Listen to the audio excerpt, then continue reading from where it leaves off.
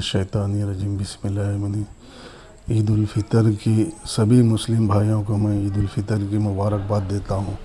جس طرح انہوں نے 1 مہینے مکمل روزہ رکھ کر جو عبادت کی ہے اور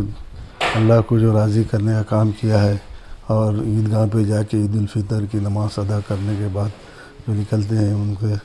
سبھی کو عید کی مبارکباد دیتا ہوں۔ جس طرح سے فلسطین کے مظلوم پہ جو اسرائیل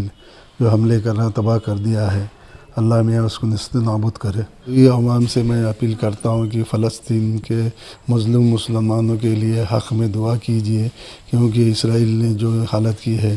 ہمارے فلسطین کے اس غزہ پٹی کے سبھی مسلمانوں کو جو تباہ کیا گیا ہے،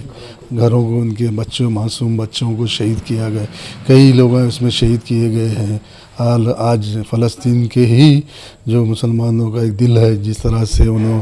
جو اسرائیل کی جو ظلم کا یہ کر رہے ہیں، برداشت کر رہے ہیں، میں سبھی عوام سے اپیل کرتا ہوں دل کی گہرائیوں سے کہ جس طرح سے ہم نے 1 مہینہ مکمل روزے رکھے ہیں، عبادت کی ہے، اور عید الفطر کی عید کی جو نماز کے لیے جائیں عیدگاہ پہ، ان کو سب کو عید کی مبارکباد دیتا ہوں۔ پھر ایک بار اپیل کرتا ہوں کہ فلسطین کے مظلوم کے حق میں دعا کیے